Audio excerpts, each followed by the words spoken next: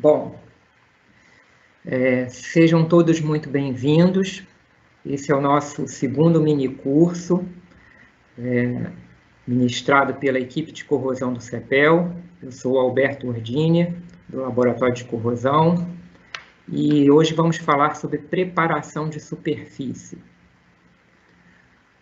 Bem, o nosso curso ele está organizado em 5 módulos.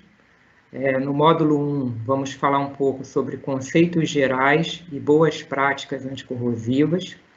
O módulo 2, sobre a importância da preparação de superfície na pintura industrial.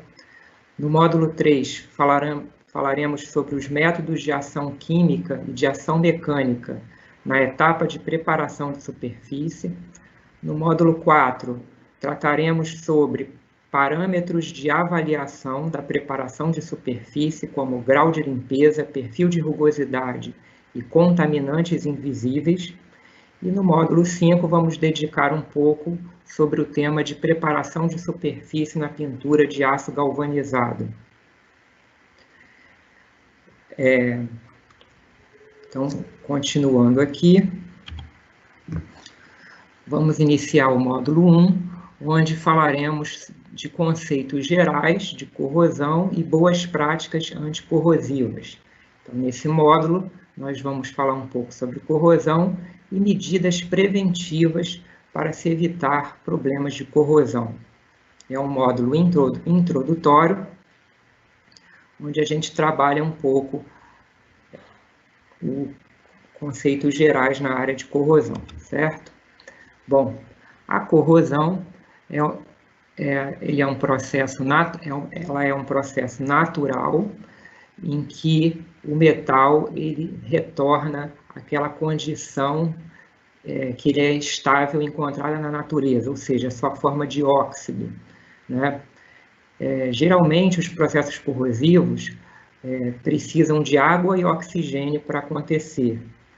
Então, bastando esses elementos, bastando condução de elétrons e um meio corrosivo, a gente pode ter aí um processo de corrosão acontecendo com algum material metálico.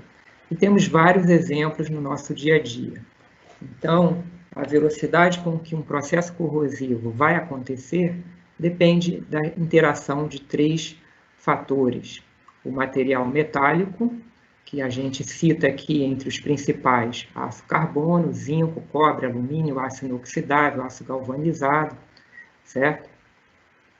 O meio corrosivo, que a gente também pode classificar em atmosfera, solo e águas naturais, e dentro desses meios corrosivos, a gente tem fatores que podem acelerar o processo corrosivo, como incidência de ventos, presença de particulados, no caso da atmosfera, poluentes, no caso do solo, atividades de bactérias, certo? Nas águas naturais, matéria orgânica, ok? Gases dissolvidos. Então, a gente tem uma série de fatores que podem acelerar o processo corrosivo dentro dos meios onde os materiais vão estar instalados. E as condições operacionais também é o terceiro fator que vai atuar na velocidade de um processo corrosivo. Nesse caso, a gente tem que considerar condições de imersão, presença de concreto, micro-organismos, solicitações mecânicas, certo? Então, para ilustrar o que a gente está falando, vamos apresentar aqui uma chapa de aço carbono, que é uma liga de ferro, tá certo? E após 1 ano e meio de exposição numa atmosfera urbana. Então, você vê os efeitos da corrosão, uma camada de corrosão vermelha nessa chapa, de forma homogênea em toda a superfície. Quando a gente tem o mesmo material numa atmosfera marinha, olha a diferença do efeito, certo? Então, aqui ilustra muito bem o que a gente falou, que o processo corrosivo e a sua velocidade vai depender muito da conjugação do material com o meio corrosivo e com a interação que existe entre esses dois, certo? Temos alguns outros exemplos, porque geralmente quando a gente fala de corrosão, a gente associa muito ao ferro, né? O ferro, o produto de corrosão do ferro é o que a gente chama de ferrugem, mas os outros materiais que a gente já citou no slide anterior também corroem, né? E dependendo do meio que eles estão instalados, essa corrosão pode ser de forma danosa, prejudicial, ou mesmo formando produtos de corrosão protetores. Temos um exemplo aqui do cobre, tá certo? Então, vemos aqui uma malha de cobre, tá certo? Num item de aterramento de uma estrutura do setor elétrico. Então, a gente vê esse cobre já enegrecido, né? Nesse caso aqui, a integridade do material ela está preservada. Então, o produto de corrosão é um produto que a gente diz que é um produto protetor e forma uma camada passiva sobre o material, em função das condições de exposição em que o material se encontra, que favoreceram a formação dessa camada protetora. Mas você tem aqui no seu lado direito uma outra imagem que já mostra uma corrosão intensa do cobre, né, a ponto de danificar a peça, danificar a sua estrutura mecânica, certo? Então, neste caso, a gente tem que a conjugação do material com um meio específico proporcionou esse intenso processo corrosivo, certo? Da mesma forma, a gente tem aqui outro exemplo para o alumínio, né? O alumínio, muito encontrado nas esquadrias de alumínio, ele é um metal bastante ativo e que rapidamente, logo após a sua fabricação, forma o óxido de alumínio, que é um produto de corrosão protetor. E as esquadrias de alumínio elas se conservam por conta disso.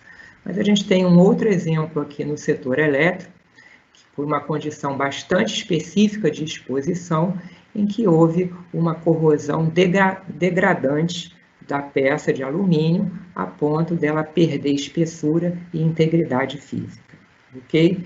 Então, para vocês verem, esses exemplos ilustram como que, para um determinado meio, pode haver um processo mais acelerado de corrosão ou não, certo? Bom, mas a corrosão, ela pode ser evitada com medidas preventivas durante o projeto das estruturas e também por ações adequadas na manutenção. É o que a gente chama de boas práticas anticorrosivas. Elas ampliam o tempo de operação dos equipamentos e estruturas e reduzem custos. Vamos citar alguns exemplos dessas boas práticas.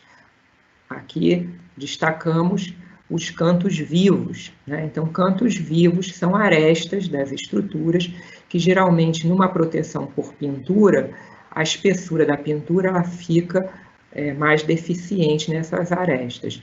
E por ali você tem o início do processo corrosivo. Então, se já no projeto das estruturas, dos equipamentos, você puder trabalhar com um canto arredondado ou com um canto quebrado, isso vai te aprimorar a proteção anticorrosiva da sua estrutura. É uma boa prática anticorrosiva.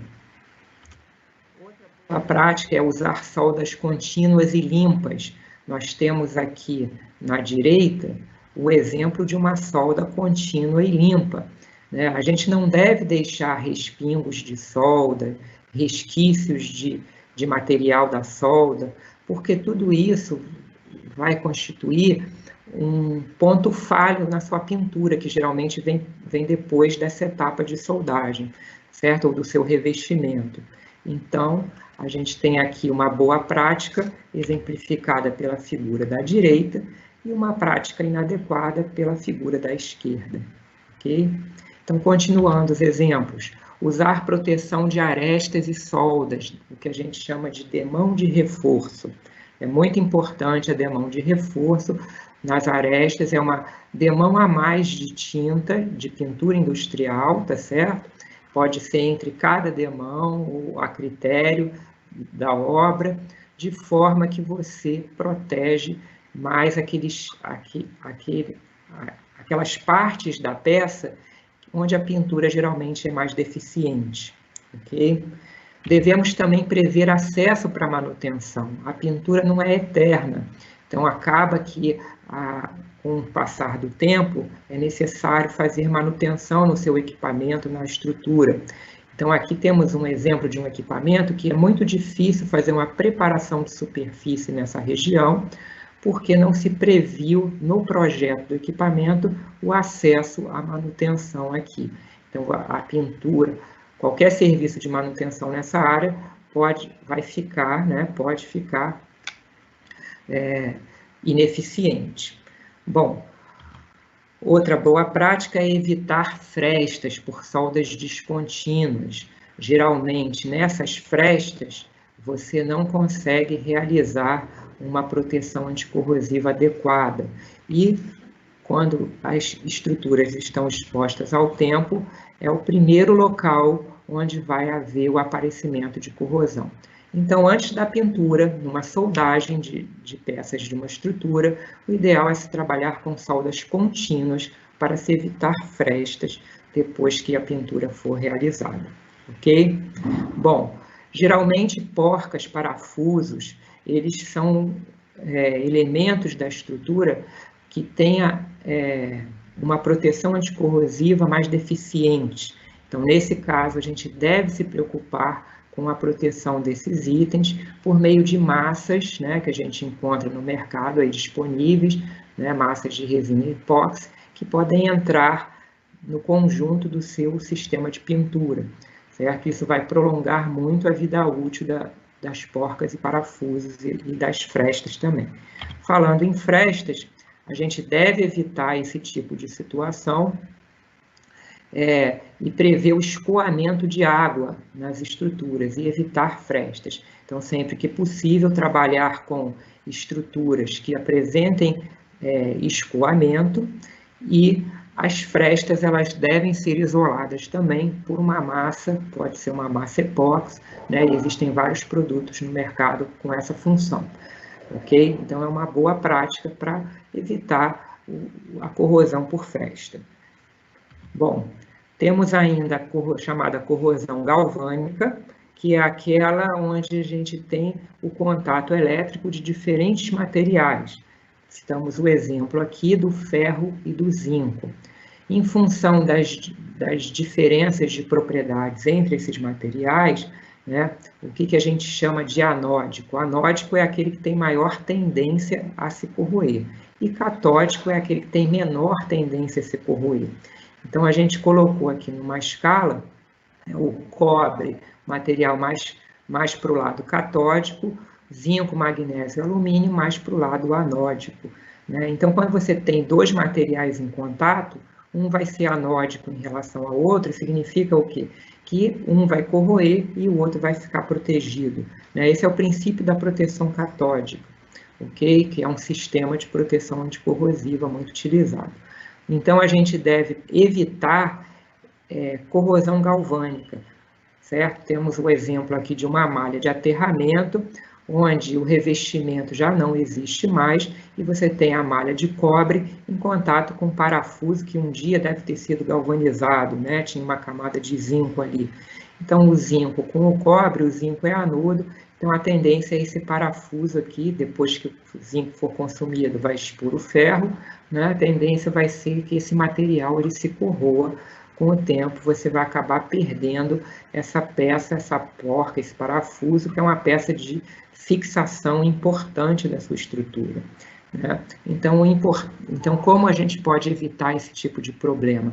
Se você precisa ter o contato elétrico entre os materiais diferentes, para evitar a corrosão galvânica, é importante evitar que esse contato esteja numa área de estagnação de água, porque acelera o processo corrosivo, e também usar uma camada de isolamento que impeça o contato desse par metálico com o meio ambiente. Então, quando a gente corta o contato com o meio ambiente, a gente também evita o problema de corrosão, certo? Outro problema bastante comum, e a gente até vê muito no setor elétrico, é a chamada aeração diferencial, certo? Na zona de afloramento, que é aquela região que separa dois meios corrosivos, por exemplo, água e solo, por exemplo, água e ar, solo e ar. Então, nesse caso, um instantinho.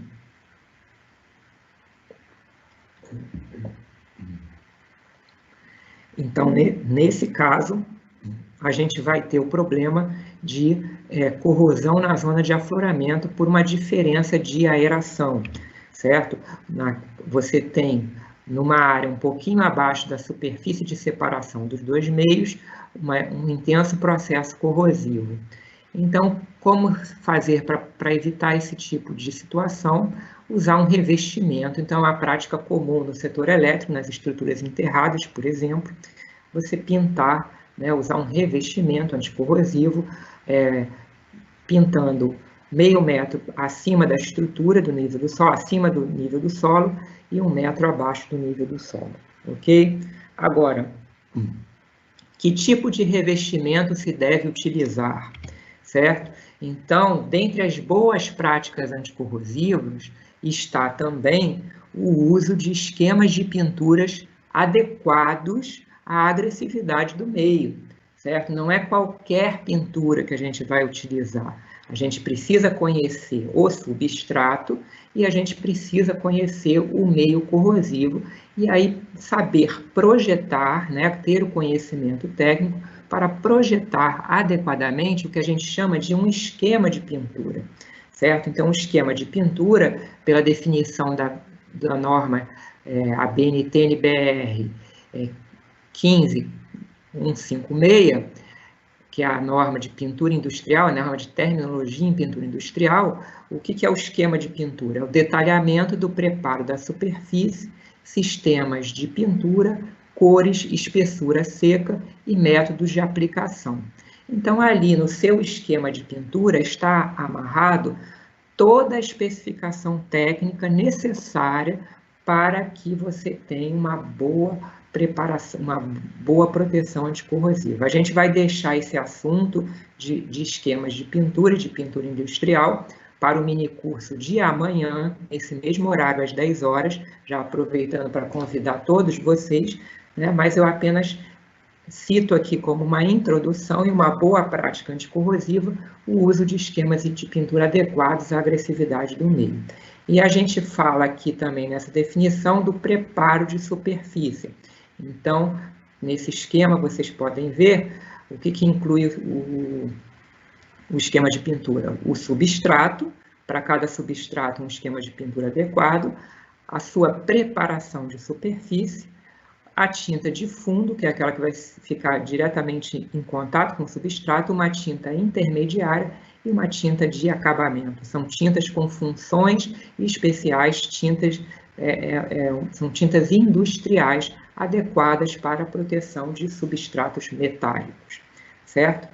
Dessa forma, então, nós encerramos o módulo 1, onde tratamos de corrosão de uma forma geral, falamos de alguns conceitos e medidas preventivas para se evitar a corrosão.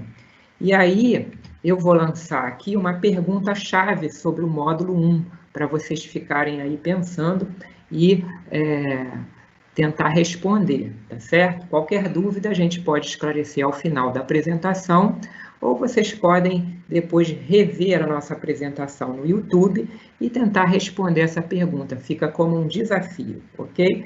E a pergunta-chave do módulo 1 é: como ocorre o processo de corrosão galvânica e como fazer para evitá-lo, ok? Eu não vou responder, deixo aí para vocês pensarem um pouquinho, certo?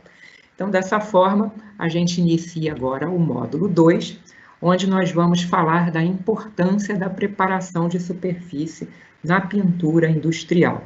Então, nesse módulo, nós vamos discutir quais são os efeitos da preparação de superfície na pintura, quais são os graus de intemperismo de aço carbono e quando a preparação de superfície não atende a requisitos mínimos. O que acontece? Então, nós vamos discutir um pouco esses tópicos aqui com vocês, a fim de esclarecer e de deixar evidente a importância da preparação de superfície na pintura industrial, certo?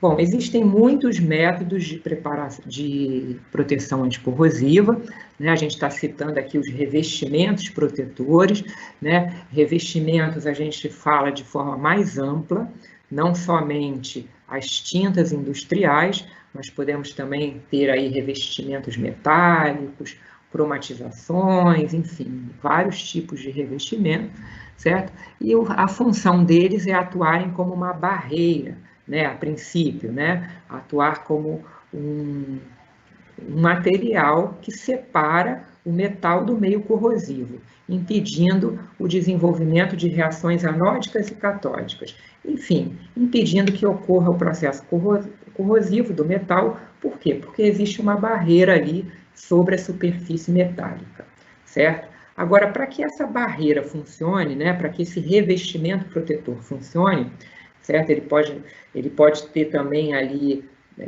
agentes inibidores de corrosão, agentes anticorrosivos, né? Pode ter outras funções além do que somente uma barreira de proteção, mas isso a gente também vai deixar esses detalhes para amanhã, né? Para o mini curso de amanhã de pintura anticorrosiva, certo? Mas focando aqui na nossa preparação de superfície.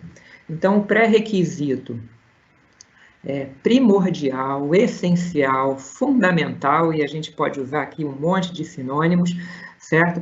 Para que a gente tenha uma boa atuação dos revestimentos protetores, é o preparo de superfície, certo? Então, o objetivo do preparo de superfície é remover impurezas que podem provocar falhas no revestimento, promover a aderência do revestimento com o substrato, e ao fazendo isso, a preparação de superfície vai garantir que o seu revestimento apresente um bom desempenho anticorrosivo, certo? Se não tiver cuidados na preparação de superfície, né, o que acontece? A gente traz um exemplo aqui para mostrar para vocês, tá certo? Então, você acaba tendo falhas prematuras na pintura por efeitos, né, por consequência de uma preparação de superfície ineficiente, certo? Não adequada para o sistema de pintura aplicado, ok? Bom, trazemos aqui um exemplo do setor elétrico, certo?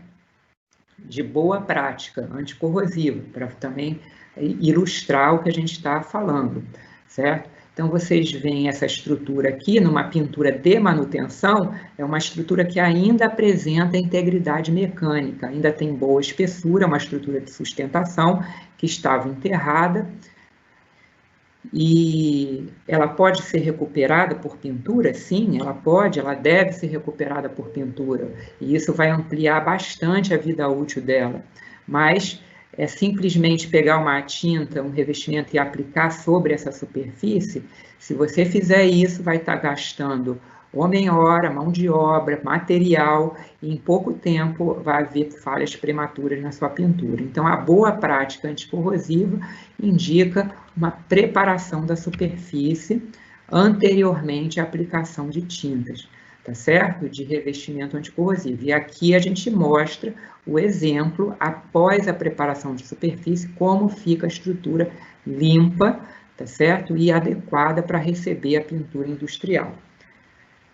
Bom, citando aquele exemplo da zona de afloramento, né, de uma estrutura que vai ser enterrada, né, e você vai pintar meio metro acima do nível do solo e 1 metro abaixo do nível do solo, como uma boa prática de proteção de uma estrutura, de uma grelha enterrada, né? Então, aqui a estrutura, a gente mostra ela logo após a preparação de superfície, veio com a tinta, com as tintas, né, com o esquema de pintura completo, aplicou-se, depois enterrou. Então, você tem essa estrutura pintada e protegida, vai conservar muito mais tempo, ok? Bom, a gente vai focar a nossa apresentação daqui para frente no aço carbono, certo? Então, vou falar algumas particularidades aqui do aço carbono, fazer um pequeno parênteses, porque vai ser importante para o entendimento da preparação de superfície de aço carbono, Ao final, no módulo 5, a gente vai dedicar um pouquinho da preparação de superfície ao aço galvanizado, certo? Os dois materiais que são talvez os mais utilizados pelo setor elétrico, certo? E bastante utilizados em outros setores também, de modo geral, ok? Bom, então, eu quero destacar aqui uma característica do aço carbono, que ele quando é produzido pelo processo de laminação a quente, certo? Esse processo de laminação a quente é a forma de, depois que o aço é produzido na siderúrgica, é a forma de tornar o material, transformar o material em chapas, chapas metálicas e cada vez de menor espessura, certo? Então, essas chapas, em altas temperaturas, em torno de 1000 graus ou até mais, elas passam por rebolos e elas vão sendo conformadas, tá certo? O material vai sendo conformado em chapas cada vez menores. E durante o seu resfriamento, após esse processo de laminação a quente, se forma na superfície o que a gente chama de carepa de laminação, certo? Esse conceito de carepa de laminação é muito importante para quem trabalha com pintura industrial, por isso que a gente está destacando aqui, certo? Então, a carepa de laminação se forma no aço carbono após seu processo de laminação a quente, decorrente do resfriamento da peça.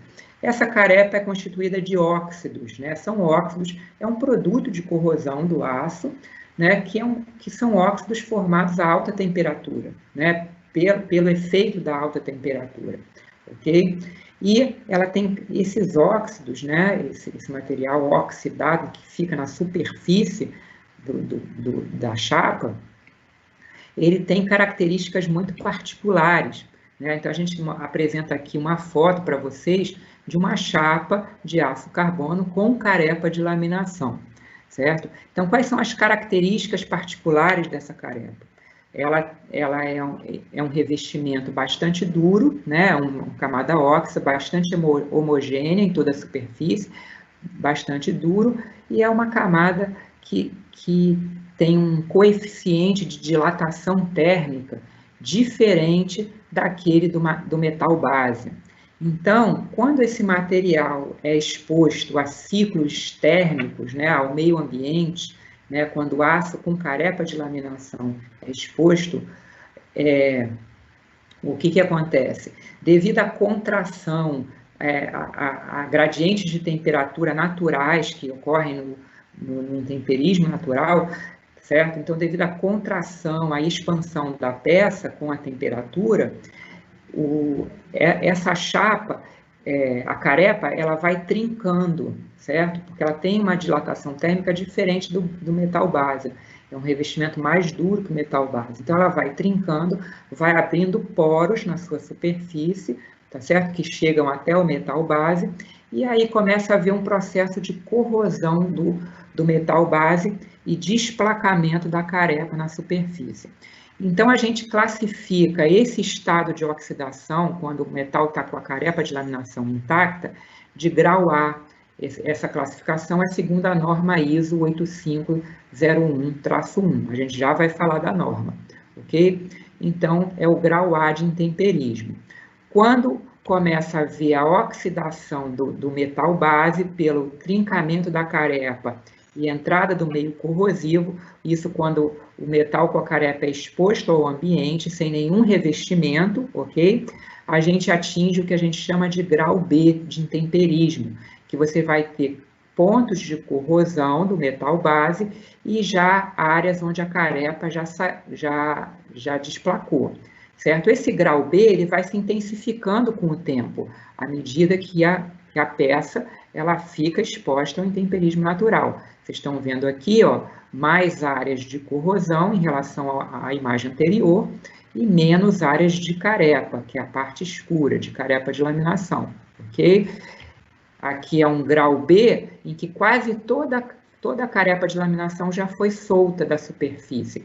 Você ainda tem um pouco aqui nessa região, aqui do meio, mas a maior parte da área do seu corpo de prova está com corrosão vermelha do material. E aí, quando toda a carepa é solta da superfície, você tem o que a gente chama de grau C, segundo a norma ISO 8501, tá certo? Então, no grau C, não existe mais nenhuma carepa de laminação na superfície e toda a superfície ela tem um produto, uma corrosão generalizada do aço carbono, do metal, que estava sob a carepa de laminação, tá certo? E que está homogeneamente distribuído na superfície, certo? O grau D é um grau mais intenso ainda de corrosão, em que, além da corrosão superficial, você começa a ver a corrosão em alvéolos, em profundidade, e a peça ela começa a perder espessura e começa a perder material de forma bastante intensa. Certo? Qual é o melhor momento para se fazer manutenção de uma peça? É o grau C, certo? Que você ainda tem bastante integridade da peça, pode remover todo esse produto óxido e aplicar aqui uma pintura anticorrosiva para proteger a sua peça, se ela não foi protegida desde o início, tá certo? Ok? Então, como eu falei, a norma ISO 8501-1, ela apresenta esses graus de intemperismo que são importantes de se conhecer, porque a partir deles vai se definir o processo de preparação de superfície mais adequado, ok? Isso que nós vamos discutir nos próximos módulos. Então, você tem aqui o grau A, com a carepa de laminação ainda intacta, o grau B, com carepa e produto de óxido, o grau C, a carepa já foi solta, somente produto de óxido, e o grau D já apresentando corrosão em alvéolos, ok? Então, continuando aqui no nosso módulo 2, nós vamos apresentar aqui qual é a importância, né, de se fazer uma preparação de superfície e como isso vai impactar no desempenho da sua pintura anticorrosiva. Certo? Então, a primeira função de uma preparação de superfície é remover contaminantes da superfície, ok? Produtos de corrosão, óleos, graxas, pintura antiga e carepa de laminação, certo? Quem trabalha com proteção anticorrosiva, com pintura anticorrosiva, deve sim se preocupar muito com a remoção da carepa de laminação antes da pintura, né? Por quê? O que acontece se a gente pintar em cima de carepa de laminação? Você tem aqui um esquema do aço, a carepa e a tinta. Como eu falei, devido aos ciclos térmicos encontrados na natureza, a carepa ela vai trincar toda, porque ela tem um coeficiente de dilatação térmica diferente daquele do material base, certo?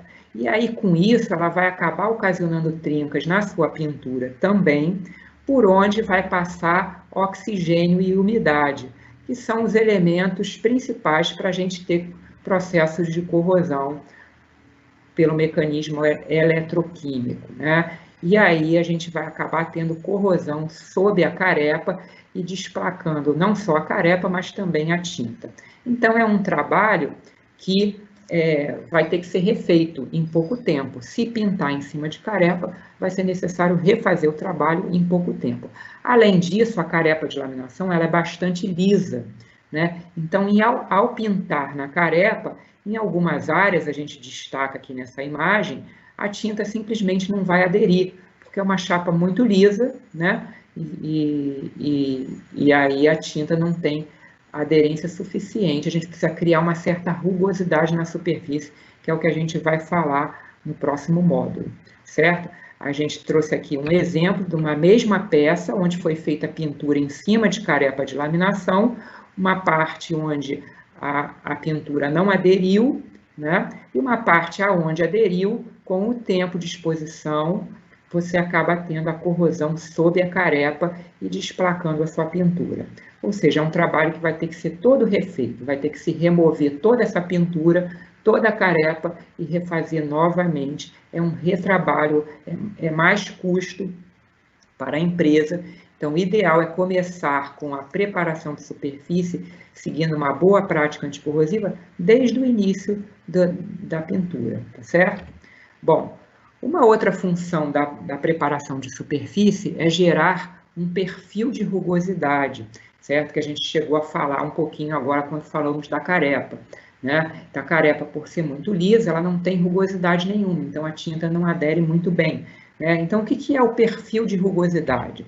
Bom, a gente tem duas microscopias aqui de esquemas de pintura, onde vocês podem ver na base o substrato, uma tinta de fundo vermelha e uma tinta de acabamento branca. Dois exemplos diferentes. Qual é a diferença aqui? É uma seção transversal, tá certo? A gente está vendo uma imagem de microscopia de seção transversal.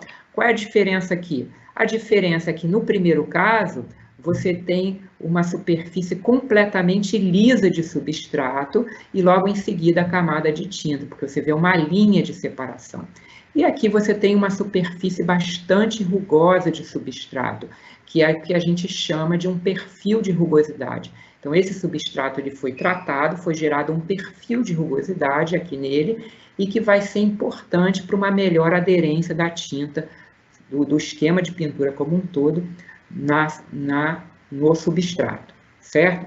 Então, quando a gente não realiza uma rugosidade na superfície, né, o que acontece? Esse tipo de coisa aqui, né, a gente traz aqui um exemplo de uma superfície completamente lisa, onde foi aplicado um esquema de pintura e ele não teve nenhuma aderência por conta da falta de rugosidade na superfície, certo?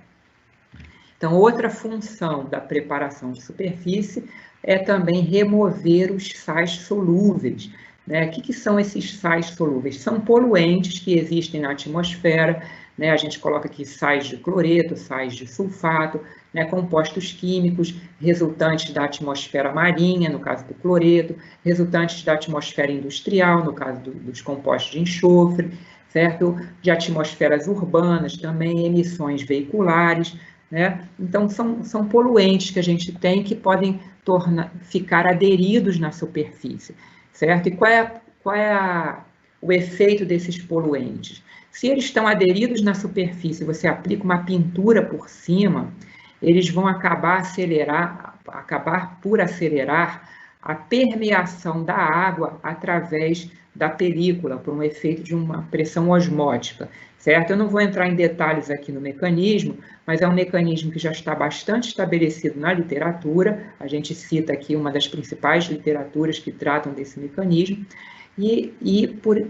pelo fato de você ter produto de corrosão entre o substrato e a pintura, você acaba acelerando a entrada de água através da película.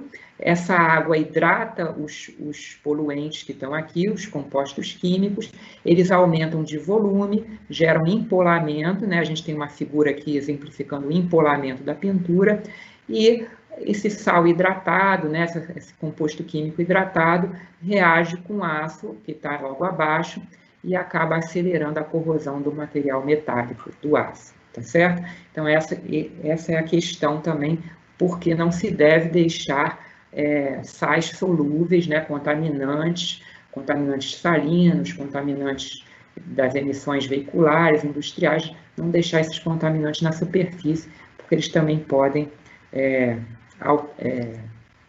acelerar o processo de corrosão sob a pintura, ok? Então, a gente sumariza aqui as principais funções de uma preparação de superfície, já destacamos a importância, certo? Então, acho que ficou bastante claro para vocês verem como é importante ter o cuidado com a preparação de superfície. Por ela, a gente remove contaminantes, gera um perfil de rugosidade e remove os sais solúveis. Então, assim, você promove condições adequadas para a aderência mecânica e química dos revestimentos e isso vai garantir um bom desempenho da pintura anticorrosiva. Aqui mostra a imagem de uma superfície antes da preparação e após a preparação de superfície, mesmo com presença de alvéolos, ela está numa condição adequada para receber uma pintura anticorrosiva, que, se for bem projetada, vai ampliar a vida útil da peça aí por muitos anos, certo? Então, nesse módulo 2, nós finalizamos a importância da preparação de superfície na pintura industrial, destacamos os efeitos da preparação de superfície na pintura, conceituamos os graus de intemperismo do aço carbono, que vão ser importantes para o próximo módulo, e mostramos alguns exemplos aqui quando a preparação de superfície não atende os requisitos técnicos mínimos para permitir um bom desempenho da pintura, certo? E da mesma forma que no módulo 1, a gente deixa aqui para vocês uma pergunta-chave, né? Depois de vocês terem assistido o nosso módulo 2, né? Quais são as funções da preparação de superfície? A gente falou bastante aí, né? Então deixamos aí a pergunta para vocês refletirem no assunto, ok? E qualquer dúvida podemos discutir ao final da apresentação e também vocês podem rever a apresentação no YouTube, que vai ser disponibilizada, certo? Então, vamos iniciar o nosso módulo 3. Nesse módulo, vamos discutir os métodos de ação química e de ação mecânica na preparação de superfície, certo? Então, vocês vamos organizar esse módulo nesses itens que estão aqui dispostos. Primeiro, falar dos métodos de limpeza de ação química, pré-tratamento químico, aplicado anteriormente à pintura, e métodos de limpeza de ação mecânica, ok? Bom, então, o objetivo da preparação de superfície já foi bastante discutido, certo? Remover da superfície produtos de oxidação, óleos, graxas, pintura antiga, carepa de laminação, promover a aderência dos revestimentos, e agora a gente vai ver que métodos a gente pode usar para realizar esses objetivos, tá certo? Bom, a gente destaca aqui, faz uma itemização e vamos discutir com mais detalhe cada um deles, né? Então, quais são os métodos, né? A limpeza com solventes, certo? A gente tem os métodos de limpeza que a gente chama de ação química, que tem uma ação química, certo? Desengraxe alcalino, uma decapagem ácida. Existem pré-tratamentos para promover a aderência de revestimentos, a gente cita aqui como exemplo a fosfatização, e os métodos de limpeza de ação mecânica, pelo uso de ferramentas mecânicas e manuais, jateamento abrasivo seco ou úmido, tá certo? E hidrojateamento sem ou com abrasivo. Então, nós vamos concentrar agora o nosso curso nesses métodos, tá certo? E falar de algumas particularidades de cada um, certo? Então, a limpeza com solventes tem por objetivo a remoção de óleos e graxas. Então, se você deixa óleo e graxa na sua pintura, você acaba gerando uma desestabilização da pintura, do revestimento, e podem aparecer o que a gente chama de olho de peixe, tá certo? O que se chama de são poros, porosidades, enfim, são defeitos que vão surgir na sua pintura em função de se deixar na superfície óleos e graxas, certo? Bom, então, como é que a gente pode remover esses materiais? Através de um desengraxe, né? Podemos usar os solventes, tá certo? Geralmente em situação de campo a gente pode usar solventes, né? Em pintura de manutenção, certo? Mas em escala industrial podemos fazer desengraxe alcalino, que remove óleos, tá certo? Decapagem ácida já serve para remover produtos de corrosão, carepa de laminação também. E é importante que depois de usar esses produtos químicos para limpeza, se faça a lavagem da superfície, porque também não se pode deixar esses produtos químicos na superfície e aplicar um revestimento, porque eles vão ser contaminantes também da superfície, certo? Então, é sempre importante destacar as etapas de lavagem após os tratamentos para limpar resíduos químicos da superfície, ok? E a gente cita aqui um exemplo, mostra aqui visualmente, para vocês verem uma chapa de aço carbono corroída, no seu lado esquerdo, e no seu lado direito, após uma decapagem ácida, de forma controlada, você vê que ela remove completamente os produtos de corrosão e deixa a chapa limpa, né? Se ela tiver ainda espessura adequada, se ela ainda puder ser utilizada, ela estaria pronta para receber um revestimento protetor e ampliar a vida útil dessa chapa, tá certo? Bom, existem os pré-tratamentos, né, para promover a aderência de revestimentos, certo? A gente vai falar de preparação de superfície por ação mecânica, mas nem sempre é possível usar uma ação mecânica.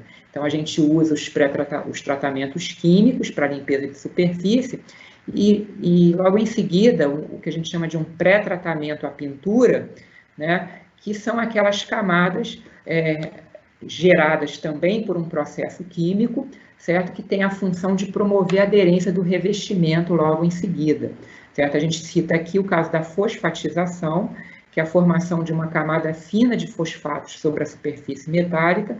Ela pode ser obtida por imersão ou aspersão da solução sobre as peças. Então, ela vem de um processo industrial, tá certo?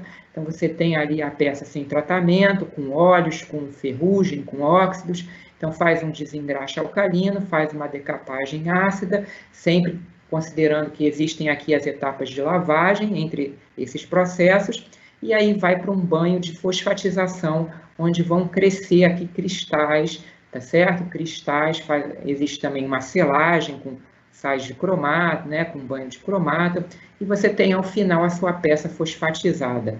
A gente mostra aqui as imagens, né, a condição inicial, após limpeza, e após fosfatizado uma imagem de microscopia, a gente vê essa morfologia de agulhas, tá certo? E que criam ali uma micro-rugosidade que vai ser importante para a aderência do revestimento por pintura, certo? Bom, então, a gente fala sobre os métodos de limpeza de ação mecânica, e aí a gente vai atuar mecanicamente sobre uma superfície para remover dessa superfície produtos de corrosão, carepa de laminação, para remover pintura antiga, e cada processo que a gente vai discutir a partir de agora vai ter a sua função específica e vai ser capaz de remover o contaminante específico, tá certo? Então, entre os métodos, a gente cita aqui ferramentas mecânicas e manuais, jateamento abrasivo ou seco e hidrojateamento sem ou com abrasivo, certo? Então, os métodos manuais são aqueles que você vai realizar um esforço físico sobre a superfície com algum tipo de ferramenta, certo? A gente tem aqui as escovas de aço, tem as espátulas, marteletes, as lixas, as mantas abrasivas. Então, o operador manualmente vai realizar o esforço mecânico sobre a superfície. As ferramentas mecânicas, elas já te dão um pouco mais de conforto, ainda é um trabalho manual, mas usando uma ferramenta mecânica, e ela, às vezes, é por alimentação elétrica, alimentação pneumática, então a própria ferramenta, ela vai limpando a superfície conforme você vai aplicando ela sobre a superfície. Então, a gente tem aqui o exemplo de uma lixadeira elétrica, tá certo? Então, aqui na sua esquerda, uma superfície ainda com corrosão, com grau C de intemperismo, uma superfície de aço carbono, e após uma limpeza com uma lixadeira elétrica, você consegue remover quase que todo o óxido que estava aderente, mas ainda fica com esse aspecto escurecido, ganha um certo brilho metálico, e a gente obtém aqui o melhor grau de limpeza que é possível se obter com esse tipo de ferramenta, que é classificado como grau de limpeza ST3, segundo a norma ISO 8501, tá certo? Bom, a gente tem aqui outro exemplo de uma peça que foi tratada agora com uma pistola de agulhas, é outro tipo de ferramenta, tá certo? Então, aqui é o estado inicial da peça, a gente já está aqui com um grau D de intemperismo, que a peça já apresenta corrosão em alvéolos, tá certo? E ao usar a pistola de agulhas, o melhor grau de limpeza que é possível com esse tipo de ferramenta é o grau de limpeza ST3, segundo a norma ISO 8501, que você tem aqui ainda óxidos aderidos, que não conseguem ser removidos, e você vai ter esse brilho metálico na superfície, tá? Então, aqui a gente apresenta para vocês visualmente o que é o grau de limpeza ST3, né? Aquele melhor grau que é possível com esse tipo de ferramenta que a gente apresentou e que gera um certo perfil, um brilho metálico. Nesse grau de limpeza, se a gente puder ver a estrutura transversalmente, você vê que aqui mostra uma imagem como está a estrutura ainda com camada de óxido, depois que se passa a ferramenta, você ainda vai ver que vai ficar óxido nos alvéolos quando a gente faz uma análise de microscopia, tá certo? Então, esquematicamente, o grau ST3, ST2, é aquele que só retira o óxido, né, que está acima dos alvéolos, né? Dentro dos alvéolos você ainda fica com camada de óxido aderida, porque a ferramenta não consegue chegar até lá, ok? Bom, existem algumas ferramentas mecânicas que são capazes de remover a camada de óxido. A gente apresenta aqui 2 exemplos na imagem, certo? E o grau de limpeza que elas vão obter é um grau de limpeza aprimorado em relação àquele ST3 que a gente apresentou anteriormente, tá certo? Que é um grau de limpeza segundo a norma SSPC SP11. Né? A gente já vai explicar em melhor detalhe, né, o que é essa norma, tá certo? Mas é aquele grau que você tem uma limpeza, visualmente você não vê mais óxido aderido, tá certo? E a superfície apresenta um perfil de rugosidade mínimo de 25 micrômetros, tá? Bom, continuando falando de métodos de preparação de superfície, a gente destaca aqui o jateamento abrasivo seco, né? Então, existem equipamentos de bancada, né, de laboratório, que a gente apresenta aqui à sua esquerda, equipamentos de campo, tá certo? E como é que funciona o jateamento abrasivo seco? Né? Então, por meio de ar comprimido, com material bastante abrasivo, ele é acelerado sobre a superfície que se quer limpar em alta velocidade. E quando o material atinge essa superfície em alta velocidade, ele remove óxidos, remove carepa de laminação, remove pintura pré-existente e ainda gera um perfil de rugosidade na superfície, certo?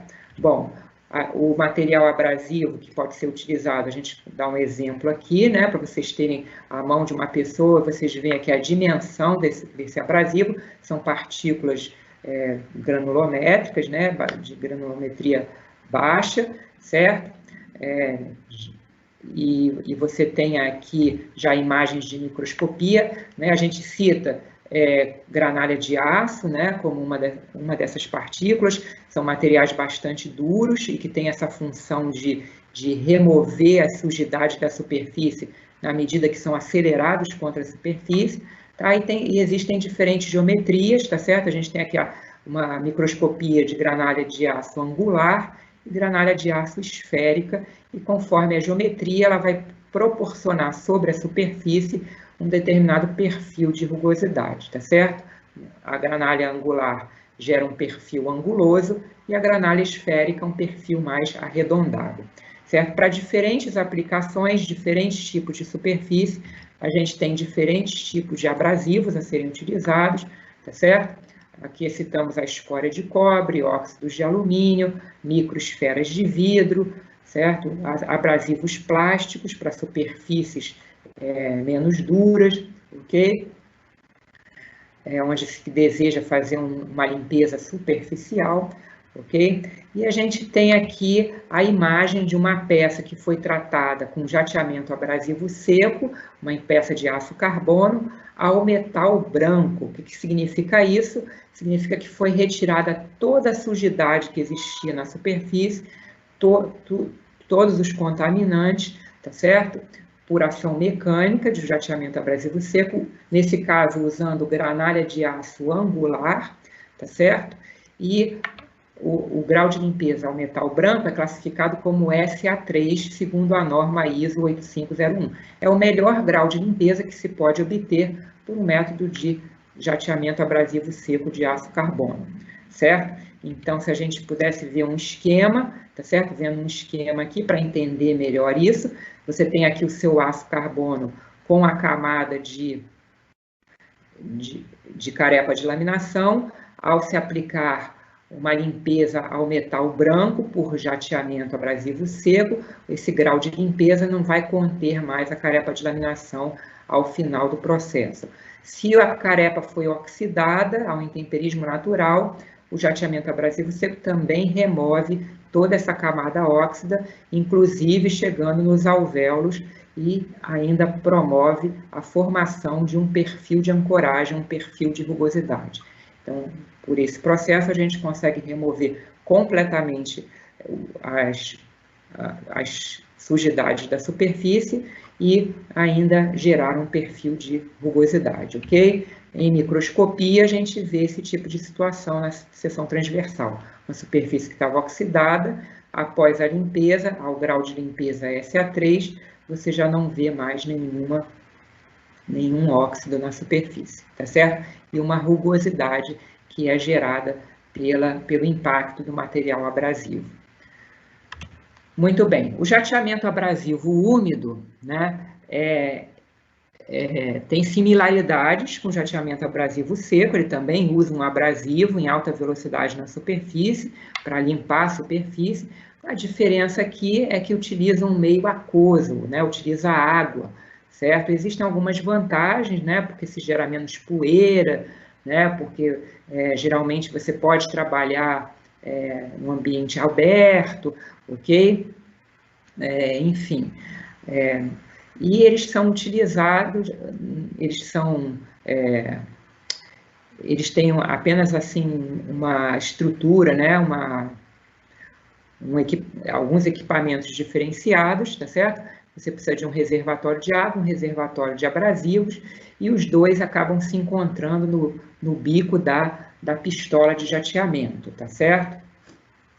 E aí, em alta velocidade, alta pressão, esse material ele é impelido sobre a superfície. Então, a gente tem aqui o exemplo, está aqui o operador, com todo o equipamento necessário para se proteger, tá certo? E fazendo um jateamento abrasivo úmido na superfície com partículas de óxido de alumínio, no caso aqui, tá? Então, a gente vê como é que fica no lado esquerdo a chapa antes do tratamento, as chapas antes do tratamento. Após o tratamento, você vê a remoção completamente das camadas de óxido e você já vê um amarelecimento da superfície, que é o que a gente chama de corrosão instantânea, tá? É um processo de oxidação, corrosão não, desculpa, é um processo de oxidação instantânea, porque não é um óxido contaminado, ok? É um óxido que se forma devido à evaporação da água, e esse processo a gente chama de flash rust, tá certo? Vem do inglês, ou oxidação instantânea, né? Aqui a gente tem um grau leve, o grau de flash rust pode ser leve, moderado ou intenso, se for deixado muito tempo até o momento da pintura, ou se a água demorar muito para evaporar, tá certo? Você acaba tendo uma corrosão mais intensa na superfície devido à oxidação instantânea. Desculpa, vou me corrigir, não é uma corrosão mais intensa, é uma oxidação instantânea mais intensa, tá certo? Devido a esse processo de flash rust, tá certo? Ok? Bom, aqui o jateamento abrasivo úmido, ele também remove carepa de laminação, porque você tem material abrasivo sobre a superfície, então você também pode usar em pintura nova, além de pintura de manutenção. Então, as chapas aqui antes do jateamento e após o jateamento, ok? Bom, o hidrojateamento. O hidrojateamento é aquele que a gente usa em diferentes pressões, tá certo? Você tem uma mangueira de hidrojateamento, tá certo? Vem a água em alta pressão, certo? E essa água em alta pressão, ela é capaz de remover óxidos e remover pintura existente. Eu estou considerando aqui o hidrojateamento sem nenhum abrasivo, tá certo? Então, nesse caso, a gente usa o hidrojateamento para refazer uma pintura que já existe. Né, a pintura está danificada, ela já precisa repintar uma estrutura, um equipamento, então você usa o hidrojateamento porque ele vai remover completamente da superfície a pintura antiga e as camadas de óxido, tá certo? Mas o hidrojateamento não vai remover carepa de laminação, certo? Não é capaz, a água em alta pressão, ela não é capaz de remover a carepa de laminação e nem de gerar perfil de rugosidade, certo? O perfil de rugosidade que vai ter na superfície é aquele que já existia da pintura anterior, do processo de pintura anterior. Bom, o melhor grau de limpeza que se pode obter pelo processo de hidrojateamento é classificado como WJ1. Daqui a pouquinho a gente vai esquematizar esses graus de limpeza, certo? Bom, temos aqui um outro exemplo de hidrojateamento, tá? Então, o hidrojateamento, como também usa água, como o jateamento abrasivo úmido, ele pode gerar oxidação instantânea ou flash rust, da mesma forma que o jateamento abrasivo úmido, ok? Então, se você não tem abrasivo no hidrojateamento, é um tratamento somente com água, ele não gera perfil de rugosidade Ele remove óxidos e pintura e ele não remove carepa de laminação, tá certo? Quando se faz o hidrojateamento com abrasivo, aí o abrasivo é misturado no reservatório de água, geralmente tem que ser um abrasivo inerte, para a gente não gerar uma lama, tá certo?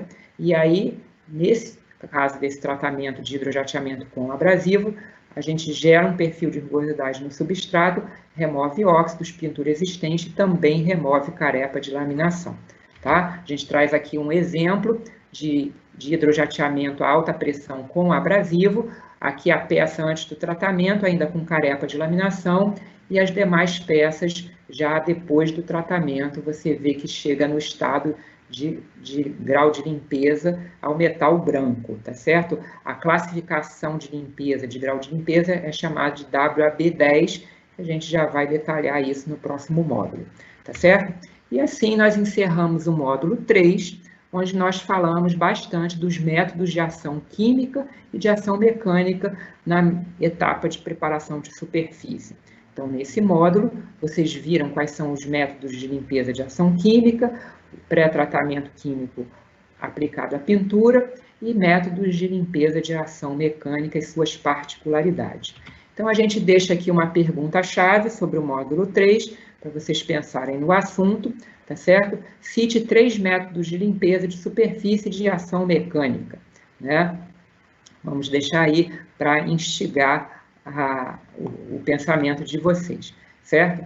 Então, nesse momento, nós vamos fazer aqui uma pausa de 1 minuto, tá certo? Deixa eu gerar aqui.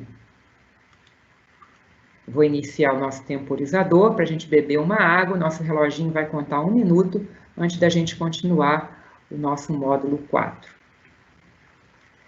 Aproveitar esse minutinho para informar quem chegou depois, por favor, fazer o cadastro pelo link que está informado aí no campo de perguntas e respostas, tá certo? Vocês têm aí um link onde vocês podem fazer o cadastro e sem esse cadastro a gente não tem como enviar certificados, ok? Ao final da apresentação, abriremos para as perguntas de vocês.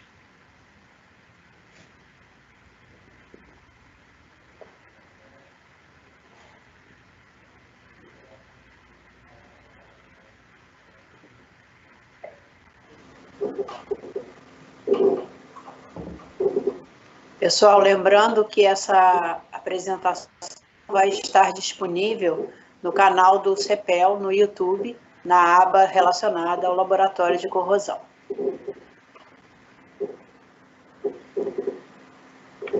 Bom, o nosso tempo de intervalo esgotou, tá certo? Então, vamos continuar aqui. Deu para fazer uma pausa, relaxar, tomar um copinho de água, né? Então, nós vamos continuar aqui com o nosso módulo 4, certo? Então, nesse módulo 4, nós vamos falar sobre parâmetros de avaliação da preparação de superfície, grau de limpeza, perfil de rugosidade e contaminantes invisíveis, certo?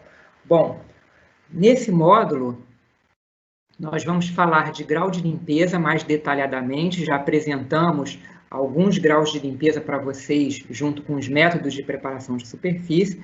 Então, nós vamos falar mais detalhadamente dos graus de limpeza e seus padrões técnicos, certo? Vamos apresentar como se mede o perfil de rugosidade, certo? Falar um pouco com mais detalhe do efeito dos contaminantes solúveis na superfície e no desempenho da pintura anticorrosiva e os métodos de avaliação que temos disponíveis para determinar os contaminantes invisíveis, né? Os contaminantes solúveis são aqueles invisíveis, certo? Então, vamos seguir aqui. Então, falamos com vocês no módulo anterior dos principais métodos de preparação de superfície, certo?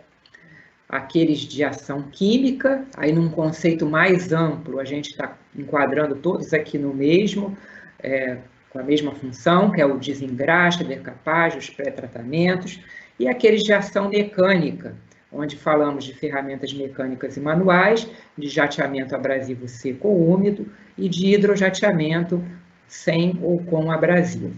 Bom, após o preparo da superfície, seja pelo método que for utilizado, né, a gente deve avaliar se esse preparo foi adequado, se a superfície está pronta para receber a pintura, certo? Então, a gente pode avaliar segundo 3 critérios que nós destacamos aqui, que é o grau de limpeza, o perfil de rugosidade e a presença, né, o teor de contaminantes solúveis, tá certo?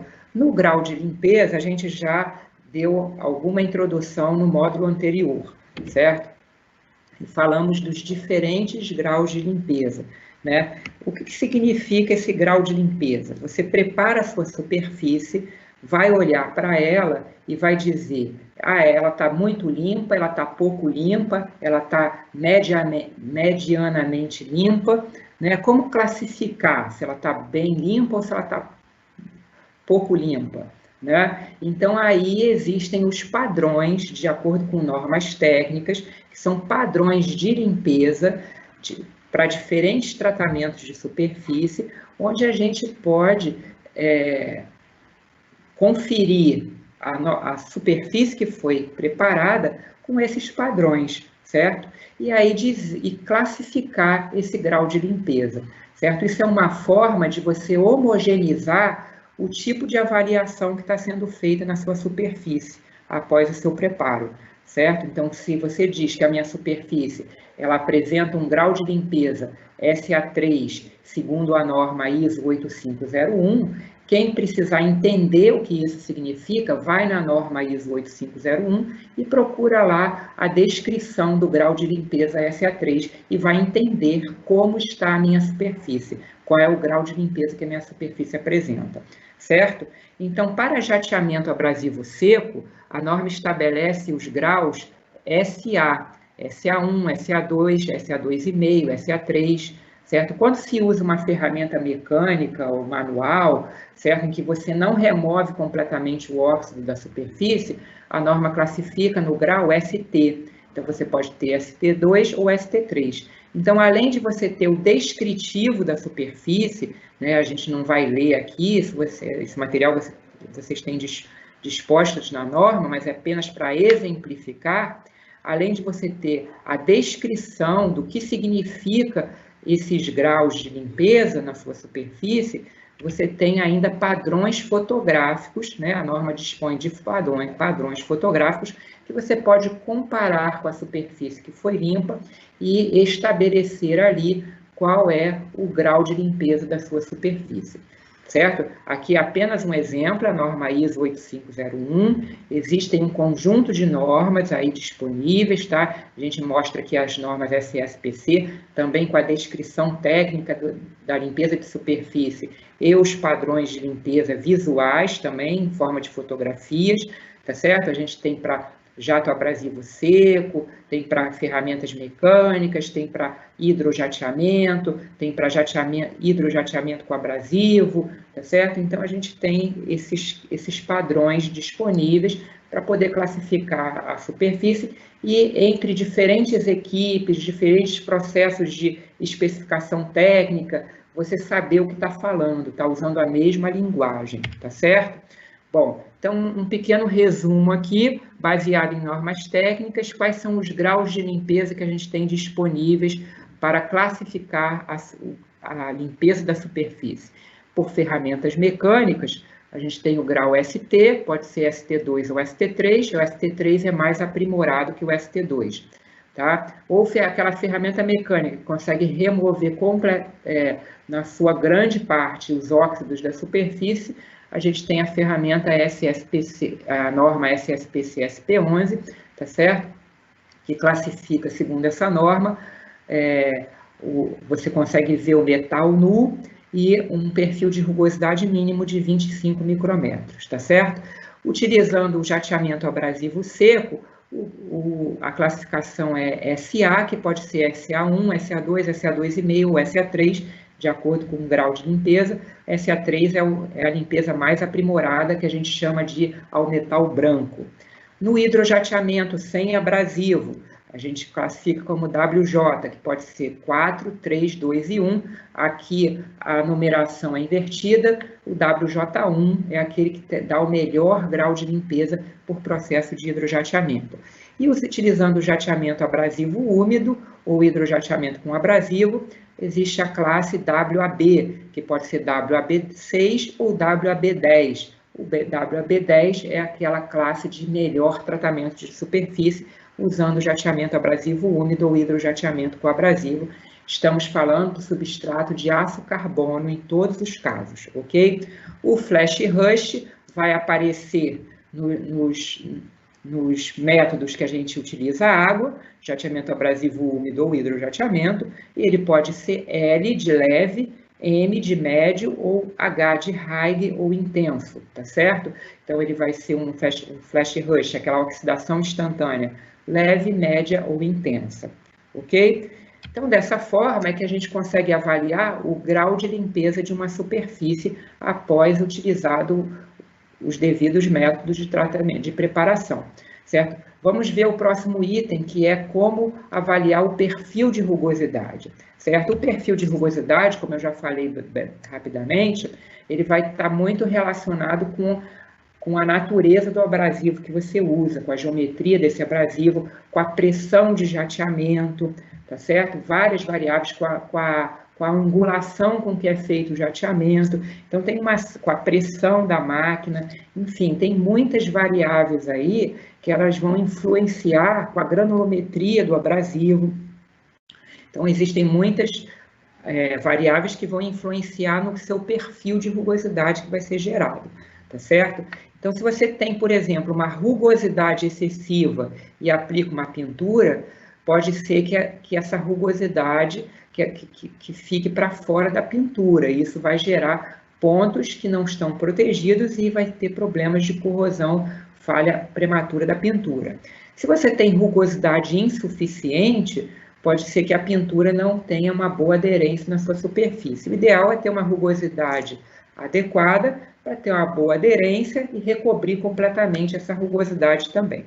Tá certo? A gente vai destacar aqui os requisitos das normas Eletrobras de pintura anticorrosiva quanto ao perfil de rugosidade, certo? Então, as normas indicam, como requisito técnico, que o perfil de rugosidade deve estar compreendido entre 1/4 e 1/3 da espessura total do esquema de pintura.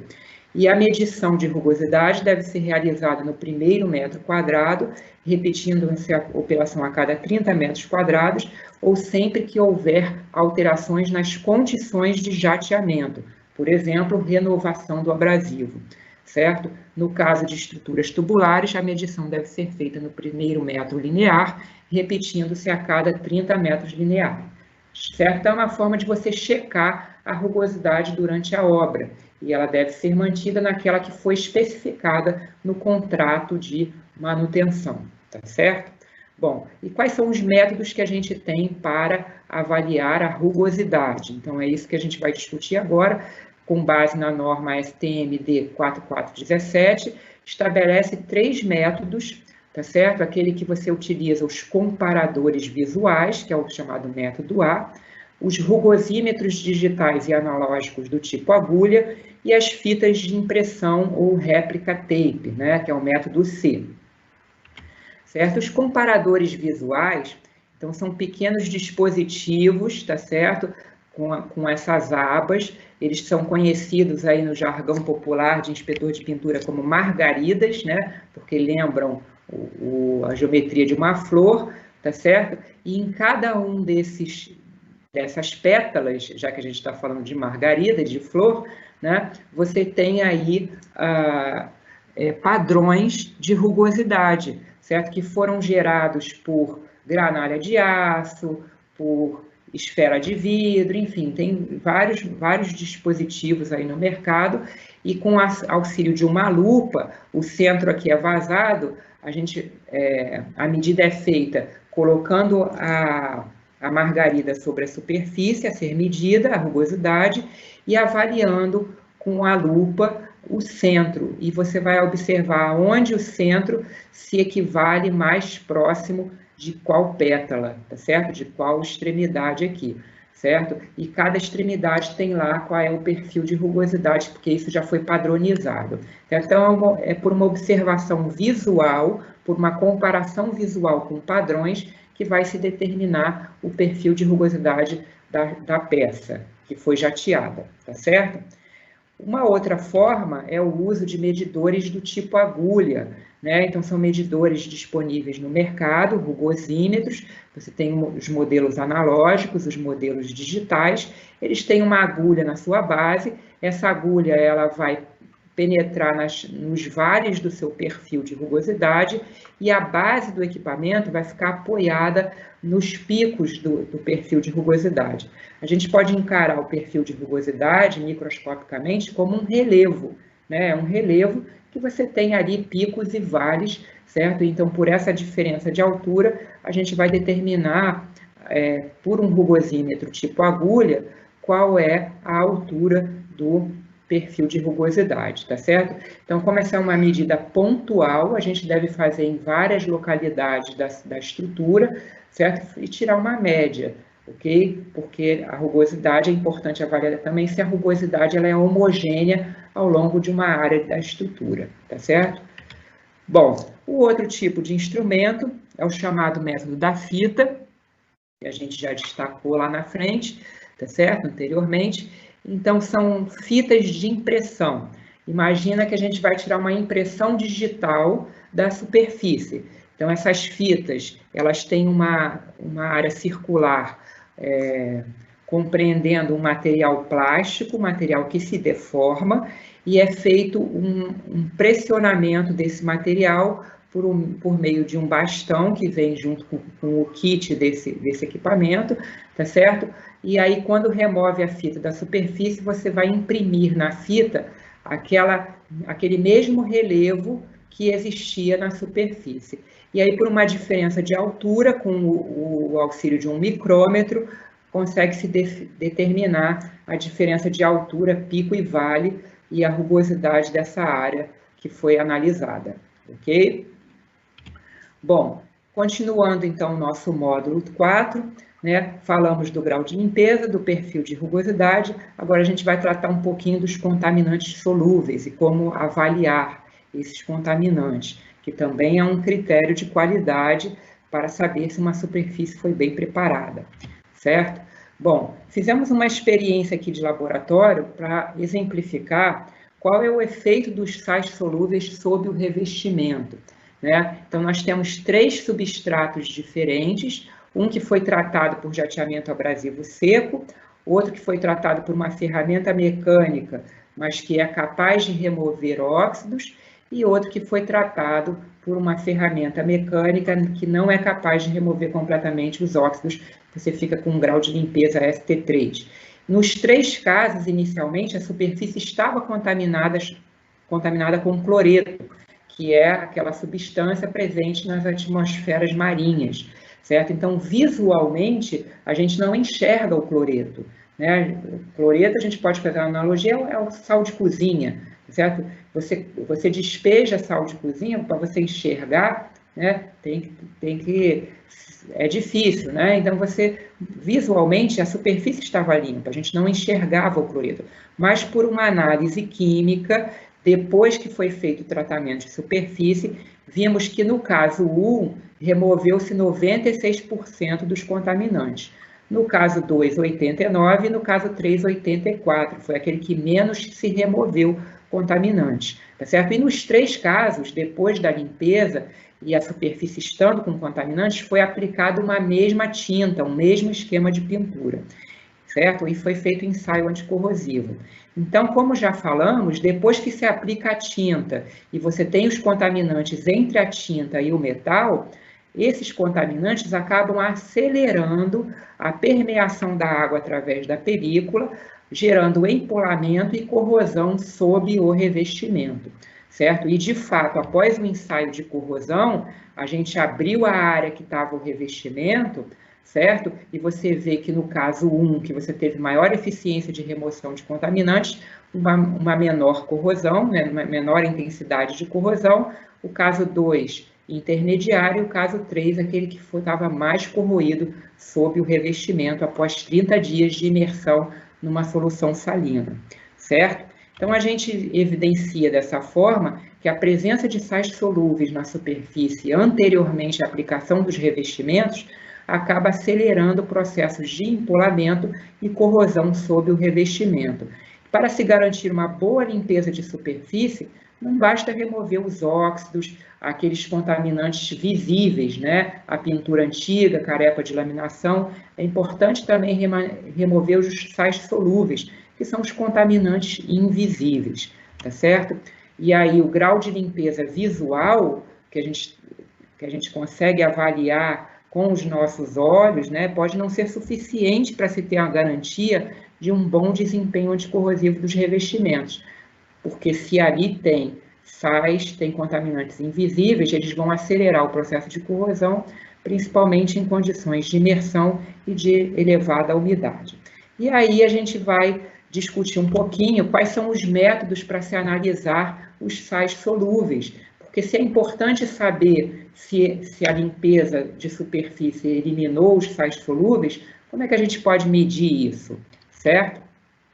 E existem vários kits, tá certo? Comerciais, para se medir sais solúveis, são kits de campo, existem procedimentos de laboratório também, todos baseados numa extração, né? A gente vai fazer uma extração de uma certa área da solução, usando uma água deionizada, que é uma água pura, uma água livre de qualquer sal, de qualquer contaminante, e analisar o teor de contaminantes que está presente naquela água que anteriormente entrou em contato com a superfície, tá? Então, a gente dá o exemplo aqui do kit Breslin, que ele é baseado nas normas ISO 8502-6 e 8502-9, né? Então, é um kit vendido comercialmente, você tem aí vários apetrechos, né, dentro do kit, certo?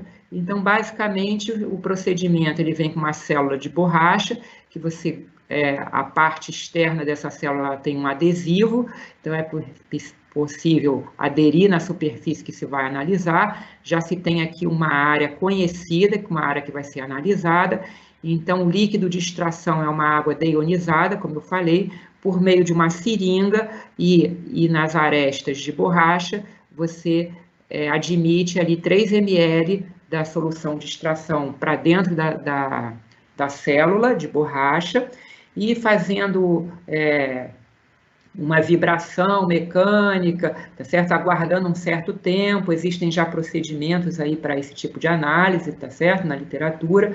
Depois você, com a seringa, remove a solução de extração, né? A solução, então, ali, ela extraiu os contaminantes que existiam naquela área e, por meio de um condutivímetro, você goteja aqui a solução extraída e ele vai te dar a condutividade da solução. Essa condutividade depois é transformada em salinidade total, certo? Então, esse é um dos métodos que existe e os outros métodos são muito similares a este, tá certo? E aí, o que a gente faz com esse resultado, né? É a pergunta, certo? Então, pela norma SSPC SP11, né, ela classifica os teores de contaminantes não visíveis, tá certo? Então, a gente pode classificar aí em função da concentração de sais de cloreto, de sulfato e de íons ferrosos que estão presentes na superfície, como o NV1, NV2 ou NV3, que é não visíveis, né? Contaminantes não visíveis. O grau 1 é aquele que a superfície está completamente livre de qualquer tipo de contaminante.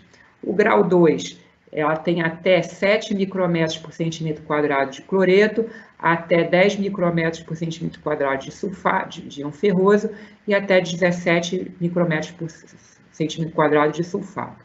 E a NV3, ela tem que ter, no máximo, né, tá entre aqueles índices anteriores, né, e no máximo 50 micrometros por centímetro quadrado de cloreto. Qual é o nível aceitável? Né? O nível aceitável é o NV1, né? Você não quer uma superfície com cloretos. E aí vai da especificação de cada um, né? Na hora que você for especificar a contratação de um serviço de manutenção, você deve dizer lá que sua superfície deve ser nível NV1 em termos de contaminantes não visíveis, tá certo? Ok? Bom, continuando então, a gente, para finalizar esse módulo, vamos apresentar aqui algumas regrinhas práticas, né? E quais são as condições que a gente pode fazer um tratamento de superfície, né? Quais são as condições ambientais? Posso fazer tratamento de superfície em tudo que é condição, né? E quando eu devo pintar depois que eu fiz o tratamento de superfície, né? Então, a gente encontra aí algumas regrinhas em documentos, em literatura, tá certo? Que entre 30% e 70% de umidade relativa do ar não pode se demorar mais do que 8 horas depois que se faz o tratamento de superfície para realizar a pintura. Entre 70% e 85% de umidade do ar não se deve ultrapassar em 4 horas. Quando você tem ambiente industrial agressivo ou à beira-mar, não se deve ultrapassar 2 horas.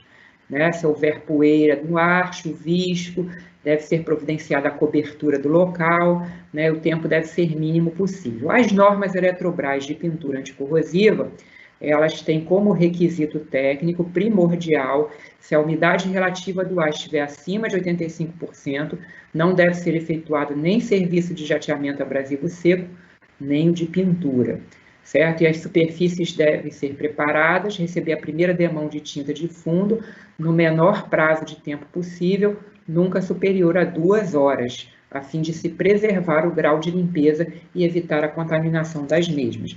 Pois não adianta nada você ter um grande trabalho de preparação de superfície, deixa ela exposta à ação do intemperismo, todo esse trabalho vai ser perdido, tá certo? Logo após a preparação, deve-se realizar logo a pintura da primeira demão de tinta, tá certo? Bom, então nesse módulo 4, nós finalizamos os parâmetros de avaliação de preparação de superfície, grau de limpeza, perfil de rugosidade de contaminantes invisíveis, falamos do grau de limpeza, do perfil de rugosidade e seus métodos, dos padrões técnicos dos graus de limpeza, dos contaminantes invisíveis e dos principais métodos utilizados para se avaliar, tá certo? E aí, como nos outros módulos, também deixamos a pergunta, tá, para vocês pensarem, a pergunta-chave desse módulo 4. Quais os métodos para se avaliar o perfil de rugosidade? Vamos ver aí quem estava prestando atenção, tá? Então, vamos passar para o nosso módulo 5. Esse é o último módulo. Nós vamos dedicar um pouquinho do nosso tempo agora em falar sobre preparação de superfície na pintura de aço galvanizado, né, que é um material muito utilizado no setor elétrico, certo? E até aqui, tudo que nós falamos foi mais concentrado no aço carbono. Então, nesse momento, vamos falar um pouquinho do aço galvanizado. Então, nesse módulo, vamos apresentar alguns requisitos das normas Eletrobras de pintura anticorrosiva, tá certo? Para a pintura de aço galvanizado, falar dos graus de intemperismo do aço galvanizado, assim como a gente também apresentou graus de intemperismo para aço carbono, certo? E os principais cuidados na preparação de superfície do aço galvanizado, certo? Bom, relembrando, no dia 28 de abril, nós tivemos aqui um mini curso sobre aço galvanizado, né? Então, quem tiver interesse, não pôde assistir, esse material está disponível no YouTube, pelo YouTube do CEPEL, vocês conseguem entrar no canal do YouTube do Laboratório de Corrosão do CEPEL, e lá nós estamos dispondo os cursos, né? Então, você já tem lá disposto o curso sobre o mini curso de aço galvanizado. Vocês vão ter todo o detalhamento sobre aço galvanizado, seus processos de fabricação e suas particularidades, certo? Bom, e aqui eu só vou relembrar alguma coisa, né, para quem não esteve presente, não pôde acompanhar. Então, aço galvanizado muito utilizado no nosso setor, no setor elétrico, outros setores também, tá certo? Em estruturas de sustentação, equipamentos, né? O aço galvanizado por imersão a quente é aquele mais utilizado. Então, no mini curso anterior, né, nossa equipe apresentou aí os processos da galvanização por imersão a quente, todas as suas etapas, certo? E no final desse processo a gente tem a formação de ligas metálicas, zinco-ferro, e uma camada de zinco puro na superfície, né? Temos aí ilustrações mostrando o processo industrial de galvanização por imersão a quente, certo? E as camadas que são formadas, né, cada uma com uma morfologia diferente, tá certo? Desde a superfície do substrato, que está aqui indicada pelo apontador laser, vai subindo até a camada mais externa, que é a camada eta, é aquela mais rica em zinco, tá certo? E as camadas mais perto do substrato, elas têm teores maiores de ferro, pelo próprio processo de difusão que acontece durante a formação dessas camadas, na imersão a quente, tá certo? Bom, então, relembrando o que é galvanizado, vou rapidamente falar um pouquinho das normas Eletrobras de pintura anticorrosiva. Então, são normas, são 30 normas que vocês têm disponíveis no site da Eletrobras. A gente coloca aqui o site disponível, tá certo? Basta jogar no Google normas Eletrobras de pintura anticorrosiva, que ele já vai automaticamente indicar o link, tá certo? E você tem ali requisitos, né, boas práticas para qualquer serviço de pintura anticorrosiva. São 9 normas de procedimentos, e que vai da NE 001 a NE 009, e 20 normas da NE 010 a NE 030, normas de tintas, né, que você tem os padrões de qualidade de tintas líquidas e de desempenho das películas secas. Todas essas normas são disponíveis para download, basta você acessar as normas, o site da Eletrobras, tá certo? Bom, e dentre essas normas a gente tem a NE 006, que trata especificamente sobre pintura de aço galvanizado. E lá vocês têm todas as etapas de preparação de superfície para a pintura de aço galvanizado, que eu vou detalhar aqui algumas principais, ok? A primeira questão numa pintura de aço galvanizado é identificar o estado de oxidação da superfície, seu estado de oxidação inicial, tal como fizemos para o aço carbono, né? Então, você tem aquele galvanizado novo, que acabou de ser fabricado, ele ainda não apresenta qualquer grau de oxidação, tá certo? E a gente tem o aço galvanizado envelhecido por uma exposição natural, e aí, nesse caso, a gente tem diferentes graus de estados que representam seus estados de oxidação, tá certo? A gente vai classificar como envelhecido com corrosão branca de zinco e ausência de corrosão vermelha, onde nós temos ainda a corrosão daquelas primeiras camadas intermetálicas, aquelas que estão diretamente expostas ao ambiente, tá certo? Então, a gente tem alguns exemplos aqui para mostrar, né? Aquela corrosão branca do zinco, tá certo? Das camadas superficiais intermetálicas. E aqui, nesse caso, começa a haver já o consumo da camada eta, né? A camada mais externa, e já o aparecimento de uma corrosão alaranjada por conta das camadas de liga, né? Do material, que são aquelas da camada de galvanização, tá certo? Então, nesses casos que a gente apresentou, seja no galvanizado novo ou no galvanizado envelhecido, que ainda não apresenta corrosão do aço, né, apenas corrosão nas camadas de galvanização, né, nas camadas intermetálicas, né, como que a gente procede na preparação de superfície? Então, existem lá as etapas todas discriminadas nas normas Eletrobras, tá certo? Aí a gente faz um resumo aqui para vocês, destacando os principais aspectos, que você tem a lavagem da superfície com água pressurizada quente, principalmente usando manta abrasiva quando é o galvanizado novo, um desengorduramento com solventes orgânicos, e aí, nesses casos que a gente está tratando, ainda tem camada de zinco, e isso é uma proteção para a superfície metálica. Então, a gente não pode fazer um tratamento mecânico que vá remover essa camada de galvanização. A gente precisa preservar essa camada de galvanização antes da aplicação de um revestimento, de uma pintura, tá certo? Mas, ao mesmo tempo, você precisa limpar e criar um certo perfil de rugosidade mínimo. Então, a gente tem duas opções. ou fazer um lixamento manual, tá certo?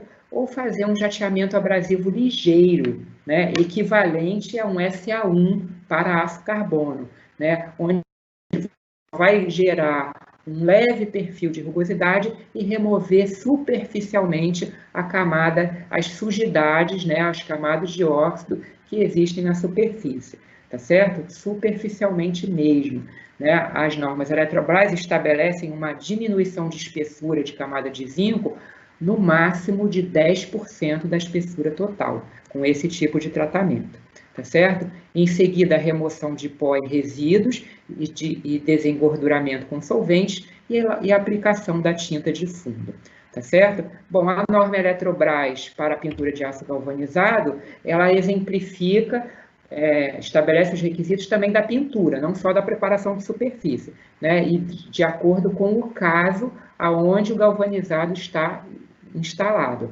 certo? Então, a gente traz aqui um exemplo, uma estrutura aérea num ambiente que seja agressivo, né? Você usa o tratamento mecânico ou manual das áreas corroídas, lixamento, escovamento e jateamento abrasivo ligeiro das áreas sem corrosão, e em seguida uma tinta epóxi pigmentada com alumínio, uma tinta epóxi de alta espessura e uma tinta de poliuretano acabamento, só que esse tópico a gente vai deixar para amanhã, tá certo? Então, vamos ficar na preparação de superfície hoje, certo? Então, em continuidade aos estados de oxidação do aço galvanizado, vai chegar o momento que toda a camada de galvanização vai ser consumida. E aí você já vai estar com esse aspecto aqui, já começa a haver corrosão vermelha do aço, tá certo? Corrosão do aço. A gente tem esse exemplo, tem mais 2 exemplos aqui que a gente mostra para vocês, tá certo? Já uma corrosão vermelha bastante intensa. Interessante, nessa peça aqui, existia uma outra peça que estava parafusada, aonde ela ficou coberta, não apresentou corrosão vermelha, né? A camada de galvanização ficou protegida, certo? Uma curiosidade. Mas aí, nesses casos, que você já tem oxidação completa da superfície, a camada de galvanização já não existe mais, aí a gente traz o exemplo aqui da norma NE 006, em que você pode, para uma estrutura enterrada que se encontra nesse estado, fazer um jateamento abrasivo seco ou jateamento abrasivo úmido e aplicar como tinta de fundo uma epóxi pigmentada com alumínio e 2 demãos da tinta epóxi isenta de alcatrão de Ulha, certo? A gente apresenta aqui para vocês a folha de rosto da norma de pintura de aço galvanizado, certo? Lá vocês vão ter uns maiores detalhes sobre toda a preparação de superfície com esse material e esquemas de pintura de acordo com a atmosfera, se é rural ou urbana, marinha ou industrial, se tratam de bases metálicas apoiadas e fixadas em concreto, estruturas enterradas, estruturas com pinturas pré-existentes. Então, existe uma série de condições iniciais que se deve avaliar para saber especificar melhor a correta proteção para o aço galvanizado, tá certo? Então, nesse módulo, nós falamos de preparação de superfície da pintura, na pintura de aço galvanizado, um pouco sobre as normas Eletrobras de pintura anticorrosiva, graus de intemperismo de aço galvanizado e cuidados que se devem ter na preparação de superfície do aço galvanizado. No dia 21 de maio, nós estamos programando, já vamos anunciar aqui em primeira mão para vocês, um mini curso sobre as normas de pintura anticorrosiva da Eletrobras, tá? Sobre as normas Eletrobras de pintura anticorrosiva. Vai ser no dia 21 de maio, às 10 horas, como temos mantido os nossos mini cursos, ok? Então, já antecipando aqui para vocês, vamos divulgar, tá? Pela página do YouTube e os canais de divulgação que têm sido utilizados pelo CEPEL, ok? Bom, então, encerrando esse módulo, a gente deixa aí a pergunta-chave para vocês pensarem, né, e instigar a curiosidade. Quem sabe assistir novamente a apresentação pelo YouTube depois, ok? A preparação de superfície de aço galvanizado depende do seu estado inicial de corrosão? Por quê? Né? Então, quem prestou atenção sabe que isso é bastante fácil de responder, ok? Bom, aproveitando, nós já vamos aqui convidar vocês a participar do Seminário de Corrosão para o Setor Elétrico 2020, que está marcado para 20 a 22 de outubro, lá no CEPEL, né? Em função da questão da pandemia, a gente ainda não sabe informar como vai ficar. A princípio, as datas permanecem, mas pedimos quem tem interesse em participar, mandar trabalho, pode mandar, porque o evento vai acontecer de alguma forma, tá certo? Ou em outra data, ou de forma remota, não sei, estamos avaliando com a comissão técnica do evento, mas pedimos que acompanhe as informações pela página do evento, seminariodecorrosão.com.br. Quem tiver interesse já pode mandar trabalho, que estamos recebendo os trabalhos técnicos para serem apresentados no evento, tá certo?